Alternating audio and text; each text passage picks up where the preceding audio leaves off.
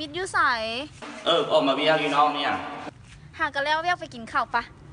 นี่กูยังบ่ว่างออกมาเสียงว่ะตอน2 โมงเดไปกินกันแล้วไปย่าง2 โมงคือเสียงคนแล้วบ่ว่างว่ะตอนแรงแกได้ไปอยากกินซินดาดตอนแรงกูกับคานะเอาเป็นมื้อใดมึงว่างเดี๋ยวแล้วกูโทรหาเสียดายดิฉันไว้มื้อใดมึงว่างแล้วมึงโทรหาเด้อสิไปหากินแถวนี้แหละบาย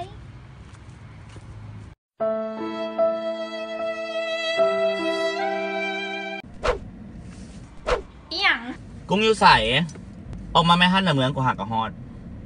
บอบ่กินสั้น2 โมงมึงว่างบอไปกินกันแล้วบอไม่ยาก